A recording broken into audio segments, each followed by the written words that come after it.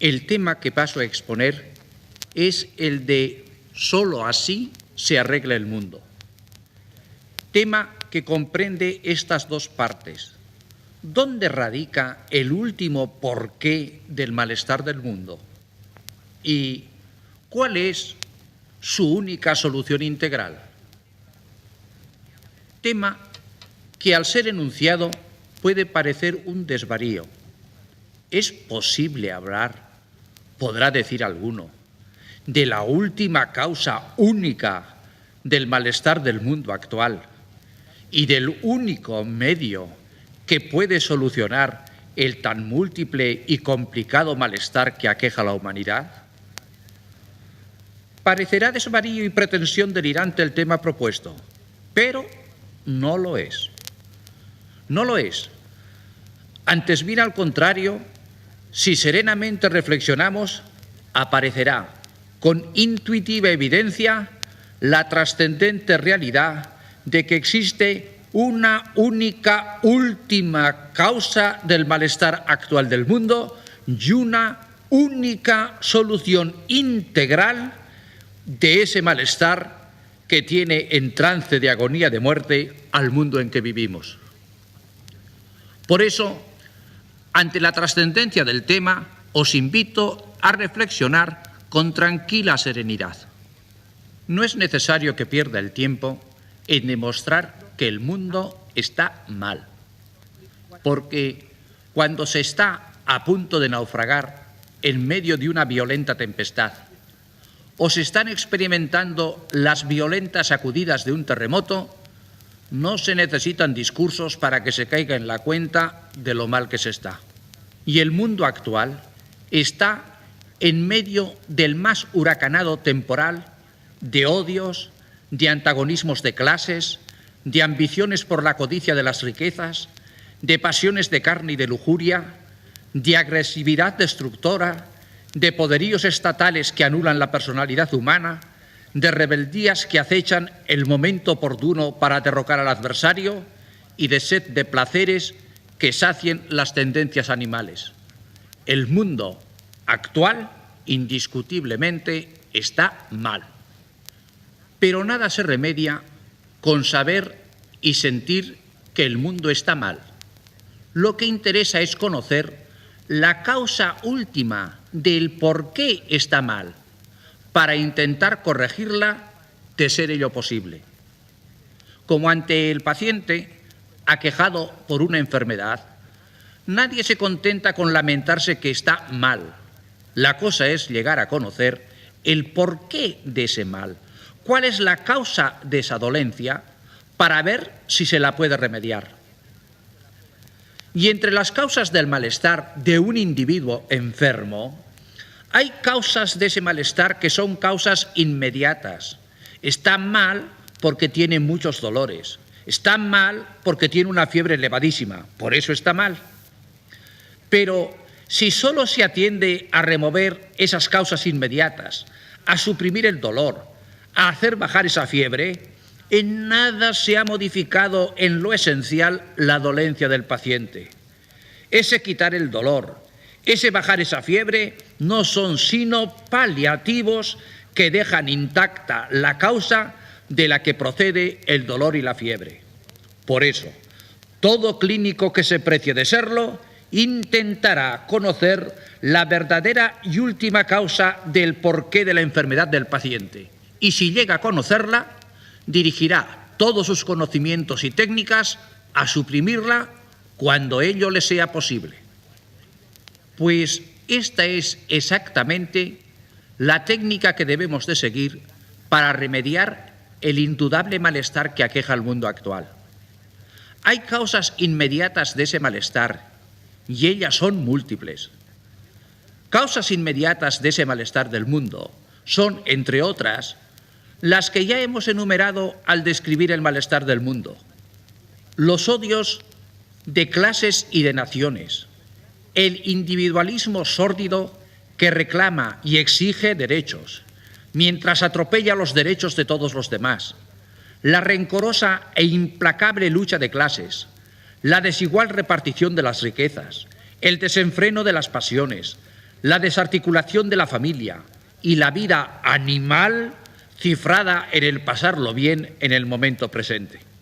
A todas esas causas hay que intentar dar su debida solución, pero ello es completamente insuficiente para solucionar integralmente el malestar del mundo si no se conoce la raíz última de donde todas ellas provienen y si no se tienen medios para suprimirla. Y lo que no siempre, desgraciadamente, es posible en las enfermedades corporales, el conocer su última causa y el poderla suprimir, es en cambio posible en cuanto al malestar del mundo se refiere, porque podemos conocer el porqué último del malestar del mundo y podemos corregir la raíz fundamental de ese malestar. Esa causa última, que es la raíz de todas las causas que intervienen en el malestar del mundo, es la apostasía privada y la apostasía pública y social de Dios. Comprendo la extrañeza que a no pocos podrá causar esta mi afirmación. ¿Queréis reflexionar?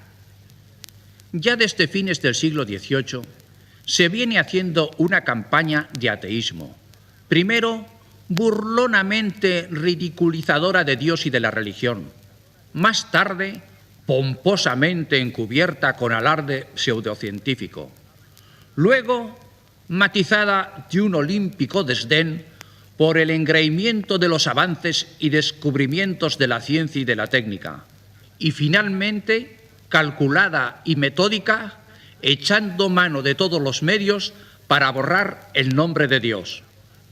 El nombre santo de Dios, en su realidad augusta, ha ido desapareciendo de los corazones y de la mente, tanto de los individuos como de los actos públicos, en las leyes y en las relaciones entre los hombres y entre los estados. Y de esa apostasía de Dios no es solo un hecho el que se han seguido todas las causas próximas del malestar del mundo, sino que necesariamente han tenido que seguirse como consecuencias irremediables. Qué gráficamente lo dice el refrán español: quien siembra vientos, recogerá tempestades. Porque los males todos que despedazan al mundo no son sino consecuencias necesarias de la vida sin Dios. Reflexionemos. Si se suprime a Dios, si no hay Dios, luego ni existe un creador, ni un legislador, ni un juez supremo. Y suprimido un Dios autor y creador, un Dios legislador y un Dios que ha de juzgar la conducta de los hombres, queda la humanidad a su talante y a su capricho y a lo que más le satisfaga y convenga.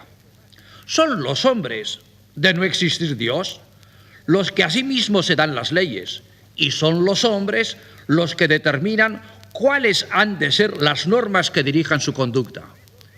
Y por eso, de que sin Dios son los hombres los que dictan normas morales y promulgan leyes, toda la moral y todas las leyes quedan al capricho de las concepciones y voluntades humanas. Y como tan hombres son unos como otros, y entre hombres las divergencias de opiniones y de voluntades son tan individuales y diversas, resulta que de no haber Dios con una ley santa e inmutable para todos los hombres, las normas de la moral y las leyes que rigen la conducta de la vida tienen que ser necesariamente subjetivas e inestables. Y de este necesario subjetivismo e inestabilidad de las normas morales y de las leyes se llega a la atomización de opiniones sobre moral y deberes. Pedro cree que él debe proceder así, pero Juan, que es tan hombre como Pedro, cree que él debe proceder del modo contrario. Y como José es tan hombre como Juan y como Pedro, cree, contrariamente a lo que Pedro y Juan opinan y sostienen, que él debe de proceder de manera distinta. Y como cada uno de los hombres es tan hombre como todos los demás, Cada hombre tiene derecho a hacer su moral y a hacer sus leyes de vida. Y por eso, necesariamente suprimido Dios, se cae en la anulación de toda moral y de toda ley objetiva. Cada uno cree que obra bien, porque cada uno de los sin Dios, para demostrar que él es honrado y bueno, suele repetir enfáticamente: yo obro según me dicta mi conciencia. Y no cae en la cuenta que esa norma de mi conciencia, que se alega para demostrar la honradez de la conducta, lejos de ser norma de honradez en los sin Dios, legitima todas las aberraciones posibles de existir en las conductas de los hombres.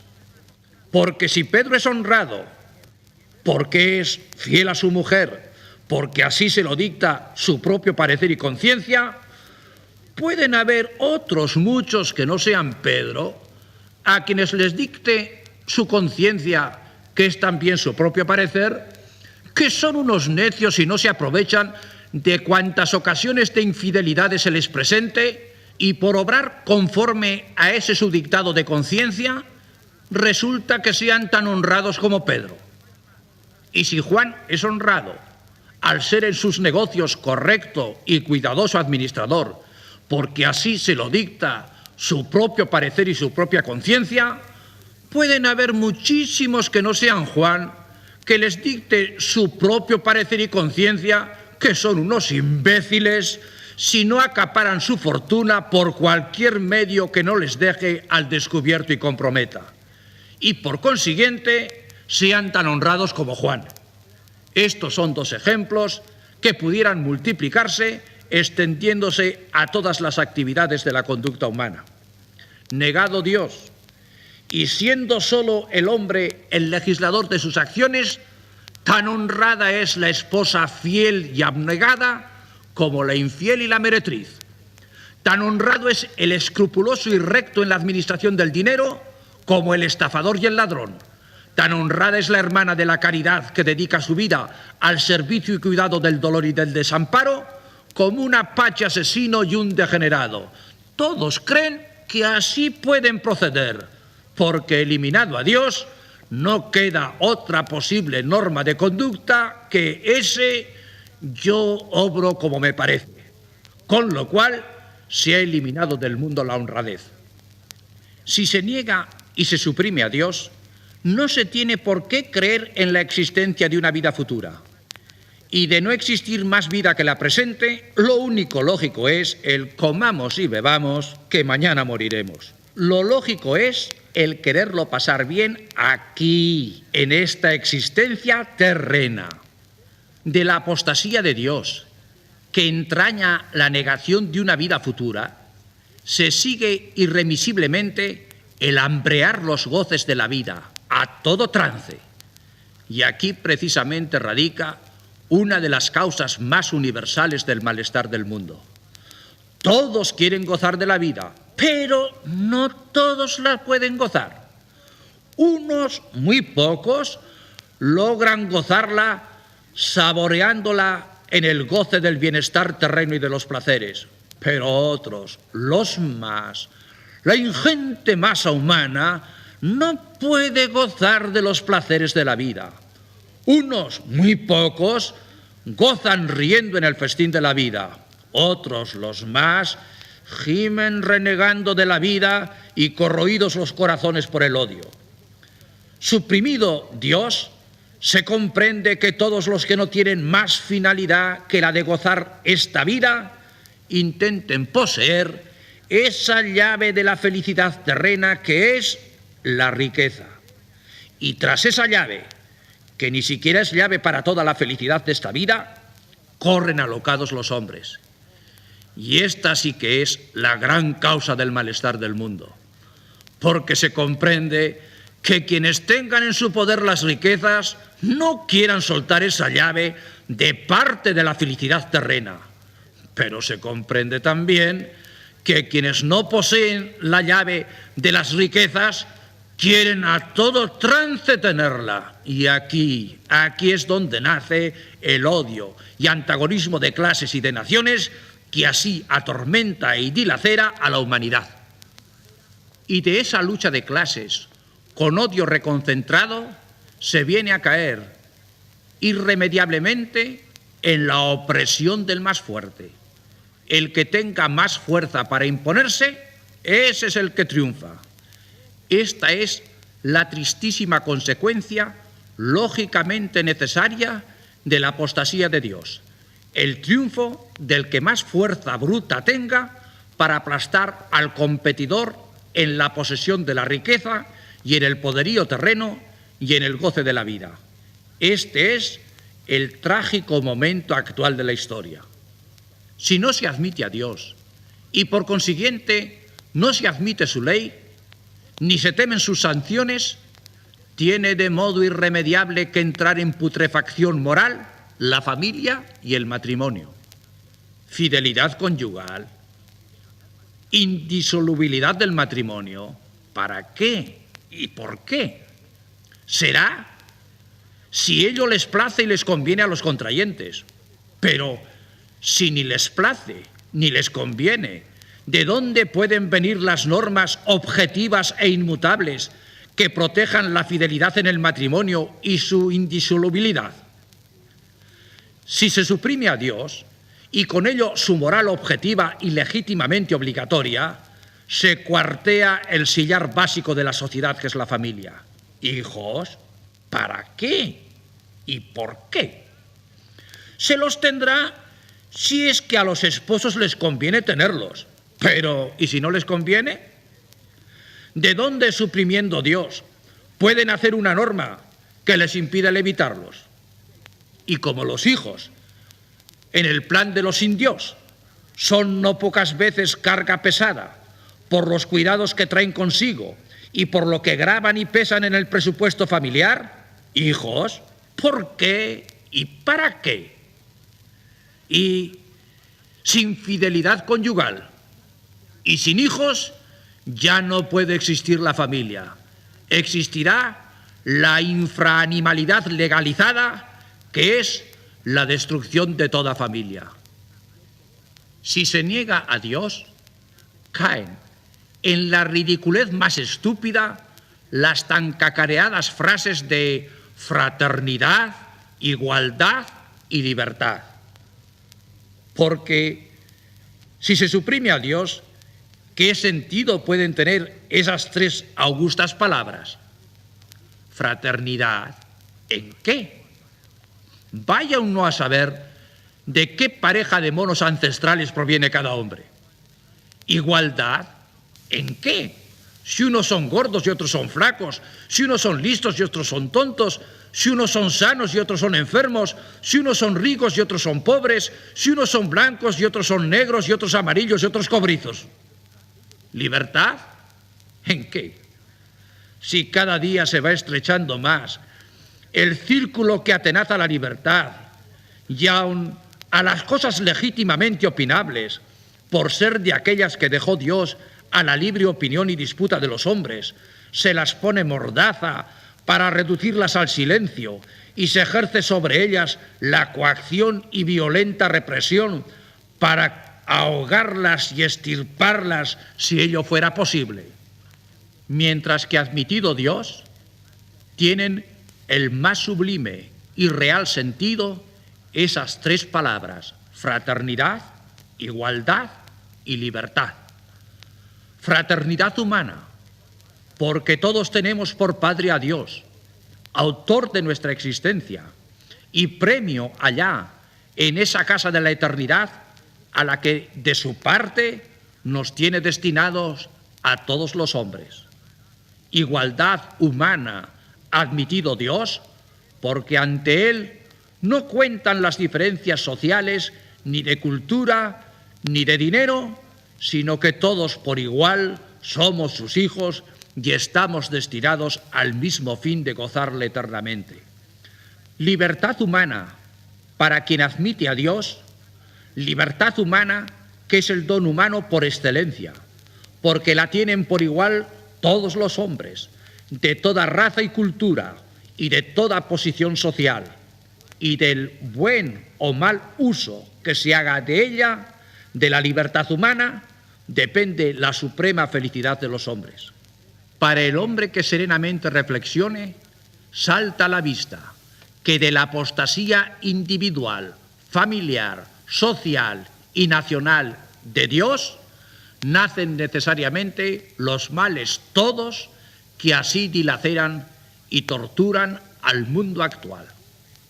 Pues si la raíz del malestar del mundo nace de la apostasía de Dios, no es difícil comprender dónde se halla la única solución integral a ese ingente malestar.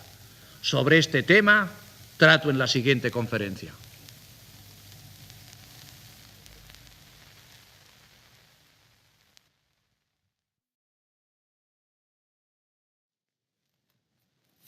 Vimos en la conferencia pasada cómo la raíz y última causa del malestar del mundo era su apostasía de Dios. Por eso, la verdadera y única solución integral a ese malestar del mundo es la de volver a Dios, de quien se ha apartado, y aceptar su santa ley y cumplirla. Con una comparación me voy a dar a entender. El mundo está mal porque está dislocado del plan de Dios. Y como cuando se tiene un brazo dislocado, esa dislocación causa dolor y deja al brazo inservible, del mismo modo, el mundo, en la apostasía de Dios y dislocado del plan y de las leyes divinas, está sufriendo dolores y está inutilizado e inservible para lograr una vida honrada y tranquila en el orden individual, familiar, social, nacional e internacional. Y así como el único remedio para la dislocación de un brazo es el de reducir esa dislocación, volviendo a colocar ese brazo en su debida inserción anatómica, así también el único modo de evitar los dolores que son efecto de la dislocación del mundo del plan de Dios es el de reducir esa dislocación en que el mundo vive, insertando de nuevo al mundo en el puesto que está destinado a ocupar en el plan divino. La gran dislocación del plan divino que padece el mundo se hace palmaria al oír la enseñanza diáfana de Jesucristo sobre cuál ha de ser la conducta del hombre según el plan divino. Buscad primero, dice Jesucristo, el reino de Dios y su justicia, y todo lo demás se os dará por añadidura. Vio Jesucristo afanosos a los hombres por los bienes terrenos y preocupados por lo referente a la vida material, por el vestido, por la comida. Y no les dice Jesucristo que se despreocupen de todo ello, no, sino que les enseña el orden jerárquico que debe tener la actividad humana. Jesucristo nos señala bien concretamente la jerarquía de valores que debe presidir la conducta del hombre. Buscad primero el reino de Dios y su justicia, esto es, ante todo y sobre todo, la preocupación del hombre debe ser la de interesarse por ese reino de Dios, que es el llegar a alcanzar la eterna felicidad mediante el exacto cumplimiento de las ordenaciones y leyes divinas. Buscad primero el reino de Dios y su justicia, y todo lo demás, lo asegura Jesucristo, se os dará por añadidura. No es lo único el buscar el reino de Dios, pero sí es lo primero. Y cumplido eso que es lo primero y lo principal en el hombre, bien puede éste, y no solo puede, sino que debe el hombre buscar cuanto, según la ley de Dios, le puede proporcionar el bienestar temporal en el orden individual, familiar, social e internacional. ¿Y qué se ha hecho y se hace por una gran parte de los hombres, como individuos y como miembros de la sociedad familiar y de la social y como gobernantes, tanto en las relaciones internacionales como en las relaciones nacionales. Esta es la bien triste realidad. Por una gran parte de los hombres, no por todos, gracias a Dios. Por una gran parte de los hombres se busca únicamente todo ese conjunto de bienes y valores terrenos a los que Jesucristo llamó añadidura.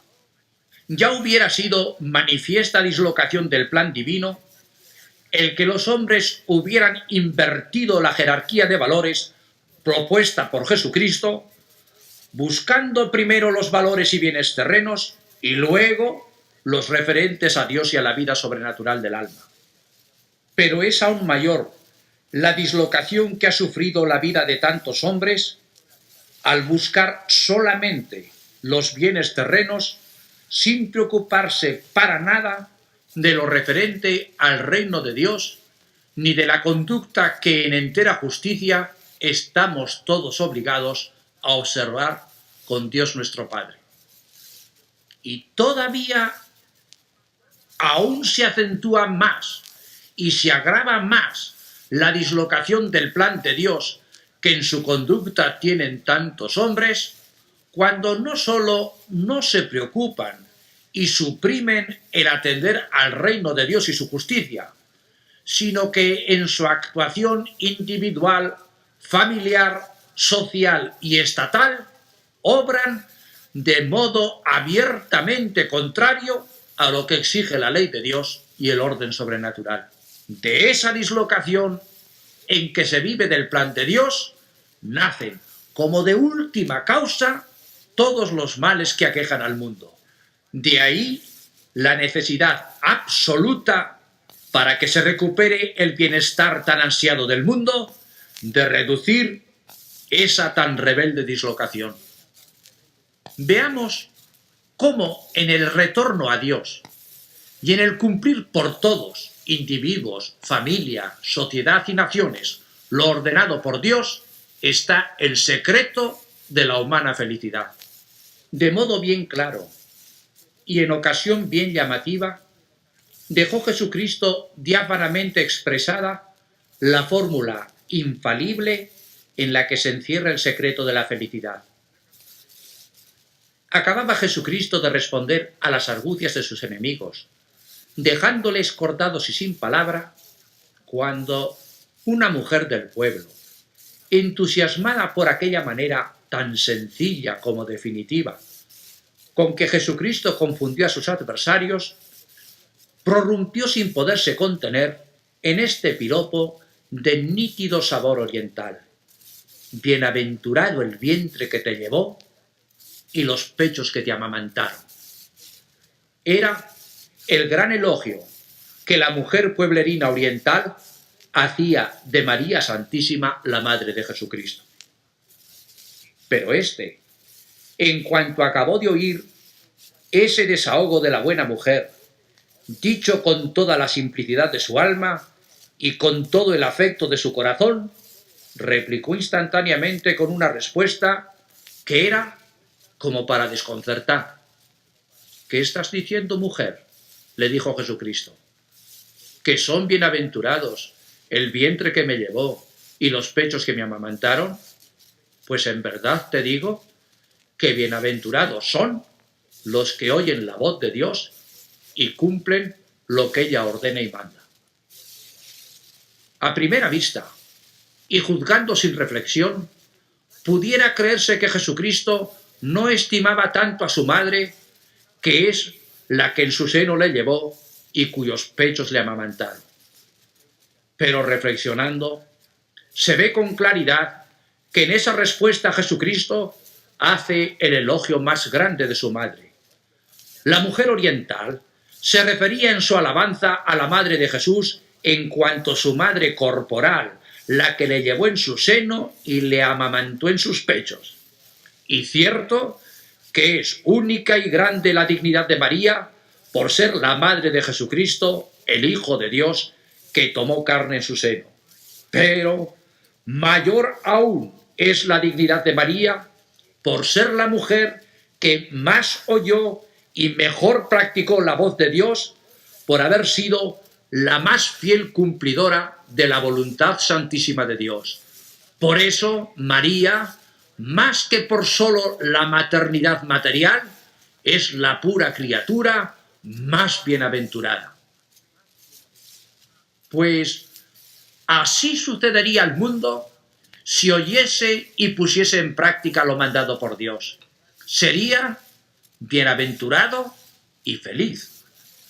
La palabra infalible de Jesucristo es la garantía absoluta de que los males del mundo desaparecerían y de que conseguiría el mundo ser bienaventurado y feliz si en el mundo, por los individuos y por las familias y por los estados, se oyese y cumpliese esa voz de Dios tan claramente expresada por su ley santa.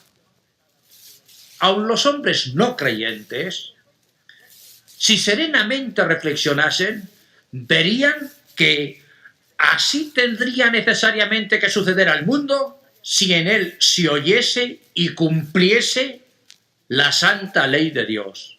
El mundo sería feliz. Reflexionemos. Reflexionemos sobre lo que no habría en el mundo si en él se oyese y cumpliese la voz de Dios. En ese mundo no habría ni odios de clases ni de naciones, porque el odio está prohibido en la ley de Dios.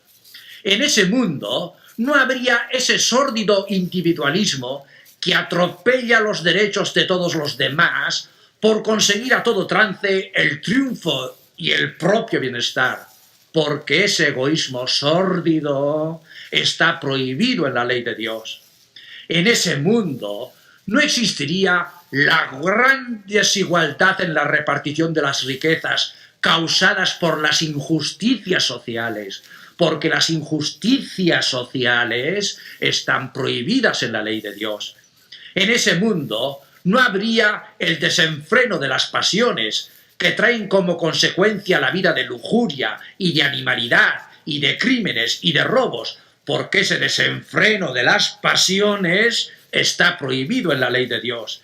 En ese mundo no existiría la disgregación denigrante y bochornosa de la familia, con su cortejo de infidelidades conyugales, con la tasación pecaminosa de la natalidad, con el abandono del hogar, con el incumplimiento de los graves deberes en la educación de los hijos, con la rebeldía de estos, y con la falta por padres e hijos del mutuo respeto, del abnegado amor y del íntimo cariño, porque todo cuanto conduce a la disgregación de la familia está prohibido por la ley de Dios. En ese mundo no existirían esos estados que en su engreimiento patológico se elevan a sí mismos a la categoría de semidioses, que intentan someter a todos por la coerción y la violencia a su manera de pensar, violando todos los inalienables derechos que Dios dio a la persona humana, porque esa divinización de los estados está del todo prohibida por la ley de Dios. En ese mundo no existirían las guerras injustas, con miras de lucro y de poderío, que tienden a la eliminación de competidores en los mercados y a la posesión de las fuentes de riqueza y de las materias primas, porque la injusticia en las guerras está severísimamente prohibida por la ley de Dios. En ese mundo en que se oyese lo que manda Dios y se viviese según el plan de Dios, no habría todo ese ingente cúmulo de causas que son las que acarrean el enorme malestar que el mundo está padeciendo. Y ya con solo esto, que no habría en el mundo, ¡qué feliz! Muchísimo más feliz que en los momentos actuales sería la humanidad. Pero además, como la ley de Dios no consta de preceptos exclusivamente prohibitivos y negativos, sino que primordialmente tiene preceptos de afirmación positiva, la vida en el mundo sería un cielo anticipado si los hombres oyesen, aceptasen y cumpliesen esos preceptos positivos de la santa ley de Dios. Y uno de los preceptos positivos de la ley de Dios es: amarás a tu prójimo como a ti mismo. pido serena reflexión. Y aun al no creyente se le tiene que imponer con la deslumbradora luz de la evidencia la felicidad que en el mundo reinaría si cumpliesen los hombres este precepto positivo de la ley de Dios, de amar al prójimo como a nosotros mismos. Si en ese mundo se viviese cumpliendo la santa ley de Dios, de amor al prójimo como a nosotros mismos, se echa de ver qué torrente de felicidad inundaría el mundo. ¿Queréis pensar por un momento qué sería de un mundo donde se cumpliese ese mandamiento del amor al prójimo, y no solo amándole como a nosotros mismos, sino como terminantemente nos mandó Jesucristo, que amemos al prójimo así como Él nos ha amado? Pues bien, lo trágicamente lamentable es que esta cierta solución de los males del mundo es la única solución que no se tiene en cuenta por los mismos que dicen preocuparse por evitar los males que sufre la humanidad. Está bien y es necesario ocuparse de los problemas económicos, industriales y técnicos para procurar así aliviar el malestar del mundo. Está bien y es necesario que intenten los hombres entenderse para hallar alguna solución a los gravísimos problemas internacionales. Está bien y es necesario atender al mayor bienestar del hombre y a su mayor grado de cultura y a su más perfecto estado sanitario. Todo eso está bien y de todo eso es necesario ocuparse. Pero todo eso, al margen de la ley de Dios, es insuficiente para hacer al mundo feliz. No cabe duda que el mundo se esfuerza por librarse de los males que le atormentan, que el mundo ansiosamente desea el bienestar. Y como los pobres enfermos intentan con el cambio de postura hallar algún alivio transitorio a sus malestares y dolores, pero a pesar de ello la enfermedad sigue su curso inexorable, el mundo, del mismo modo, intenta con el cambio de posturas ideológicas aliviar los males que así le hacen sufrir. Y en esa Babel ideológica, en la que se agita el mundo, queriendo hallar en ella la solución de sus males, no encuentra ni siquiera el alivio transitorio que los enfermos hallan en el cambio de postura. Todo es estéril, necesariamente estéril, mientras no se reduzca esa dislocación que padece el mundo en su apostasía de Dios. Motivos bien sobrados pueden tener los hombres, aleccionados por la más trágica experiencia, para saber que en sus sinceras y laudables intenciones, con las que se esfuerzan en dar solución a los males del mundo, pero al margen de la ley de Dios, estos males no solo no desaparecen, sino que cada día se hacen más agudos y tienen una mayor invasión en los individuos, en las familias, en los pueblos y en las naciones. Tanto por lo que nos dice con evidencia la luz de la serena reflexión, como por lo que palmariamente nos enseña la experiencia, por la gran maestra de la vida que es la historia, es evidente que el mundo sin Dios tiene irremisiblemente que estar mal, y que sin el retorno a Dios no existe posibilidad de solución a los males que al mundo aquejan. Por consiguiente, no está el remedio de los males del mundo en inventar nuevos idearios y revestirlos de pomposa fraseología, sino en poner en práctica lo que Jesucristo nos ha propuesto como medio para lograr ser felices. Bienaventurados son los que oyen la voz de Dios y la ponen en práctica. Esta es la única solución integral al malestar del mundo. Y esta fórmula, para hallar la verdadera felicidad, tiene la garantía de ser infaliblemente verdadera, porque es la infinita verdad la que así nos lo atestigua.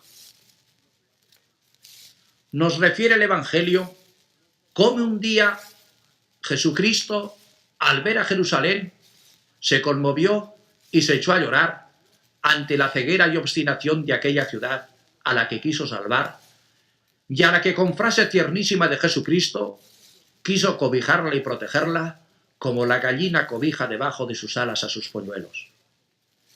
Esta escena es el símbolo perfecto de lo que acaece en estos tristes momentos en el mundo en que vivimos. Jesucristo le brinda al mundo la fórmula de la felicidad y los hombres se obstinan en huir de Dios y en no vivir conforme a su ley. Por eso está sufriendo el mundo las consecuencias tan trágicas de su prevaricación. Los hombres se obstinan en vivir dislocados del plan de Dios. Así, nunca tendrán remedio verdadero y durable los males del mundo. Dijo Jesucristo que Él era luz, verdad, camino y vida. Se apartó el mundo de Dios y está como necesariamente tiene que estar, a ciegas, sin luz, en el error, sin verdad, sin saber dónde ir, sin camino, padeciendo dolores de agonía de muerte, sin vida, sin volver a Dios, jamás tendrá el mundo luz para conocer la verdad ni encontrará el camino que le conduzca a la felicidad y a la vida.